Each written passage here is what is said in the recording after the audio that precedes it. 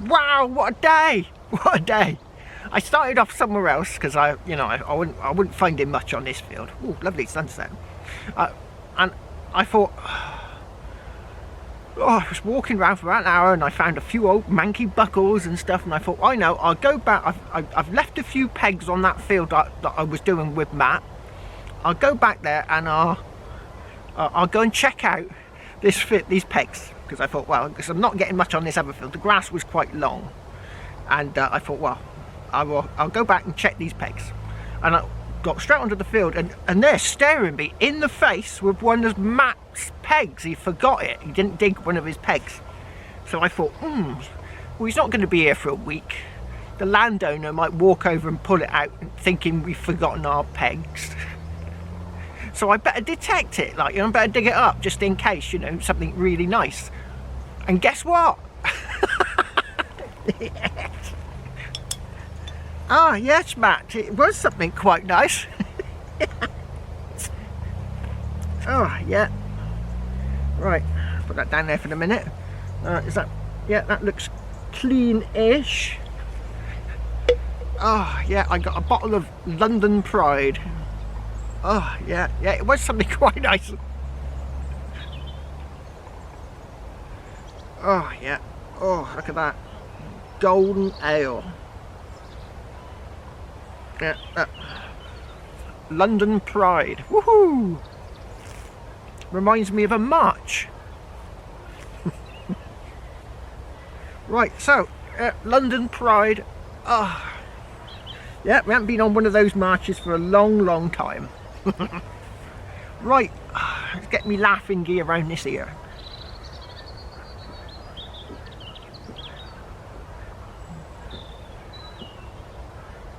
Oh, that is a nice sunset. I'll just take a quick photograph of this sunset and I'll get back to you.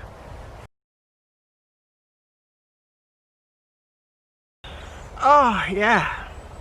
Right, what was I going to talk about? I know what it was. I got it here somewhere. I've written it down. I got it written down, so I know what I say.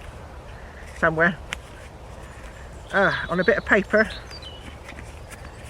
Right. What was I going to say? Right. Yes. When I get to 10,000 subscribers, which ain't far away. I've got about 500 to go. So if you haven't subscribed already, click subscribe.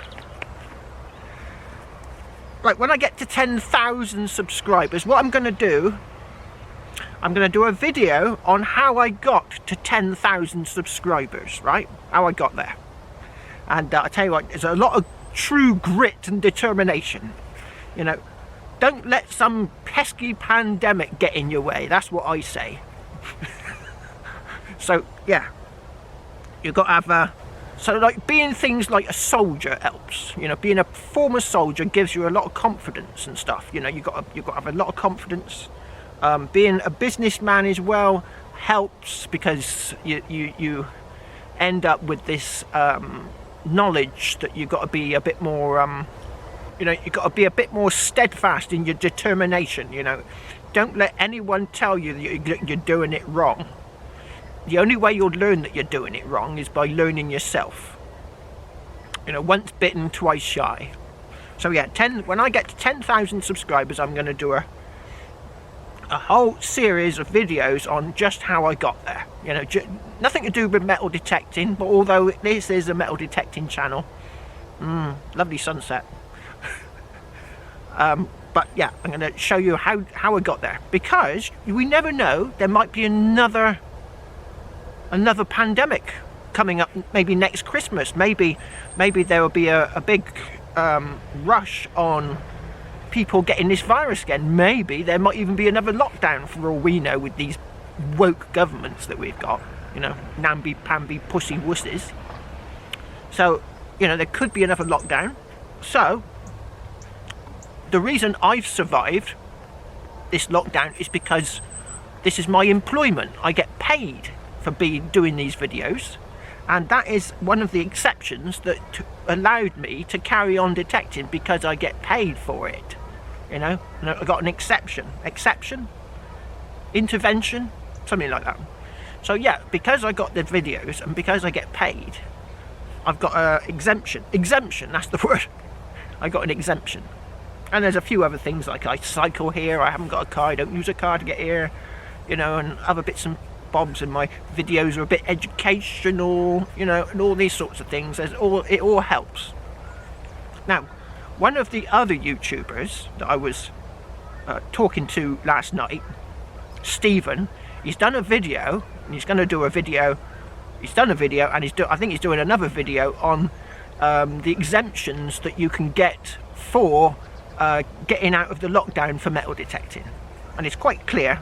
So what I'm going to do now is I'm going to show you the exemption that you could use. You could use it if you wanted to, you know, obviously a lot of people still want to follow the guidelines that the government have imposed on metal detecting. Guidelines, you know, they're not rules, they're guidelines.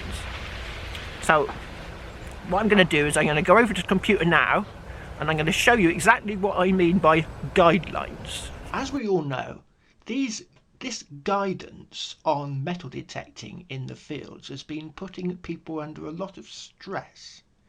So if you can say, for example, if you were to meet a police officer in the field and you said to him, I'm here by myself, I'm social distancing from the people around me, what harm am I doing?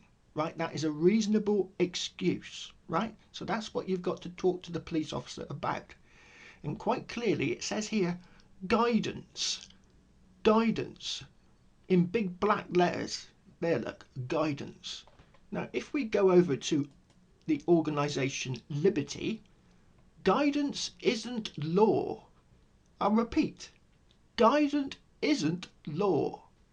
The police can only enforce the law. This is set out in the regulations.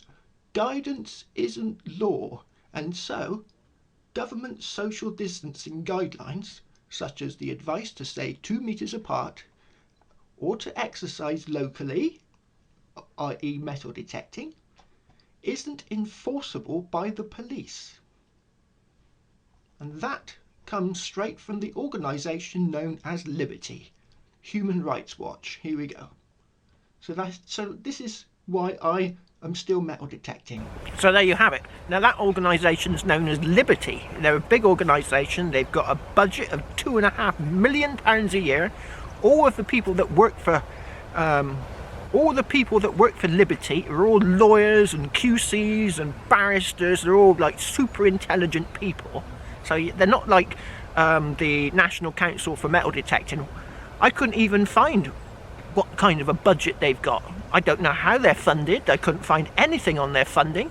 I kind of slightly suspect that their funding comes from the government. That's why they don't want to criticise them too much. Maybe because that letter that they wrote, well, that letter could have been a lot longer. They could have gone into, for example, why some soldiers find metal detecting therapeutic, you know. But no, they didn't go into that. There was an awful lot of other things that they could have gone into with that letter, but no, they didn't bother. So I wonder how close they've got to the government. You know, from my former life, when I used to do other things, I discovered that if an organisation gets too close to a governmental organisation, they start getting funding from the government. They get funding from it, right? Now that's why I can't find any evidence of the National Council for Metal Detecting's funding, where the funding's coming from. They're not. I can't find it. I looked on the internet. I looked on their website. Can't find it. Right. So that's a big question mark. Where's the funding coming from? So anyway, I'm going off on a bit of a wavelength there. So what you want to do is, if you want to start a YouTube channel, right, and this will stop you from getting shut down if there's a next lockdown, because you're getting unemployment. I'll show you. I'll do a series of videos showing you when I get to 10,000 subscribers exactly how I got there.